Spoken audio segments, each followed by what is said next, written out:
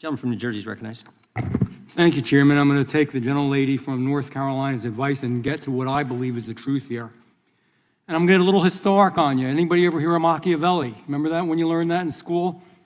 You know, and you can debate the exact wording of what it means. You can debate the exact origin, but the meaning is basic and it's simple and it's as old as politics itself. If you believe, according to Machiavelli, that your cause is important enough, that it's righteous enough, that you want to obtain certain goals, that it's urgent enough, there are no rules, no morals, and no ethics. Truth becomes flexible, and there are no standards anymore. And people start telling themselves that anything is acceptable if they can win, if the outcome is important enough to them. This is about winning. This is about the left wing, I'm sorry, but it's about the left-wing Democratic Party wanting to win and using the SPLC, using each other as tools to make sure that they win elections and put out misstatements.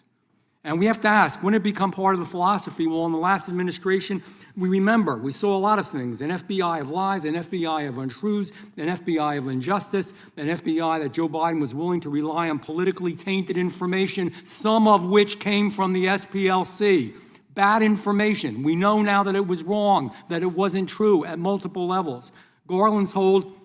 The AG told us that the greatest threat facing the entire country was domestic violent extremists. But the real threat, the great threat, a great threat to freedom, was his own Department of Justice and his own FBI back then. It was scary. If you had a different opinion, guess what, folks? And I'm not trying to address this to you, Mrs. Wiley. I have a right to be conservative. I have a right to a different viewpoint. But there's not one human being up here that supports the Ku Klux Klan. None of us like it. I bet you there's nobody in this whole damn room that supports the Ku Klux Klan. Catholics saw the clearest example of this. It was hateful. It was hurtful. They went after Roman Catholic churches. They were going to have undercover agents. Thank God we found the information. It would have been going on. They went after Hindus in my own state of New Jersey. Good, faithful, peaceful, loving people. The FBI went in with guns drawn from bad information that they got. SPLCA supplied a lot of this. The FBI painted them as domestic terrorists. The same thing with parents in school board meetings that were worried about the stuff their own biological children were being taught to them. It is wrong.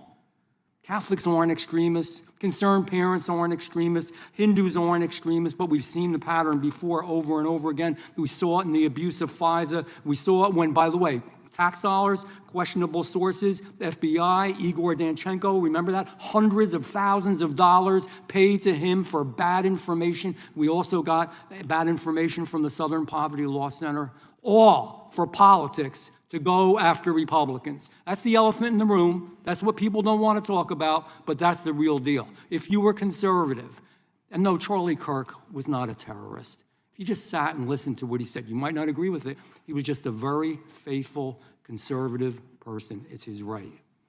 And now the worst of all of it, though, is we find the Southern Poverty Law Center is just one more tool. I think it started out good. I think they wanted to do good things. I think there are still people in there that want to do good things, but it's been used in a way that is perverse and awful to get political goals of a political party accomplished. Machiavelli through and through. It's pretty damn amazing. People donated money believing they were helping good causes, helping vulnerable people, and in the beginning they were. Nobody wants racism. Nobody up here in this room wants racism. Nobody wants to hurt anybody. Nobody wants to hate anybody. But the Southern Poverty Law Center and the work that they've done in recent times has actually caused more hate, more hurt, and more problems. They gave money to the KKK. I don't give a how you approach it, what you say about it, it's a bad thing. I just got some real quick questions because I know I'm running out of time. Mr. Perkins, should the Southern Poverty Law Center have had such a high level of influence in federal agencies? No. No. Mr. O'Neill?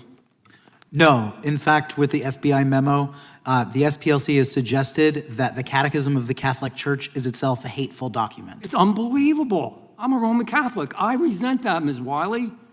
I'm not a hateful person. I would never hurt anybody. I resent that. And so do a lot of Catholics, and so do a lot of people of faith. They have a right to... Mr. Chairman, if we're going to run over time, can we talk about the president's attack on the Pope? How does an organization... Is that part of your presentation? Last question, and then I'm done. How does an organization maintain credibility... Gentleman from New Jersey controls the time.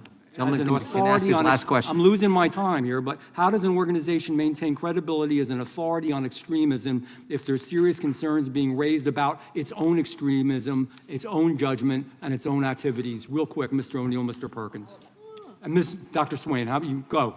I can say that by 2009, they had already deviated and started targeting conservatives. And I would say that they were so effective at eliminating hate groups that they had to find new people to label new organizations. That's the problem. What makes this exchange significant is that it highlights a much larger battle taking place in American politics right now. Not simply a disagreement over one organization, but a fundamental dispute about how the government identifies threats, protects civil liberties, and responds to political extremism.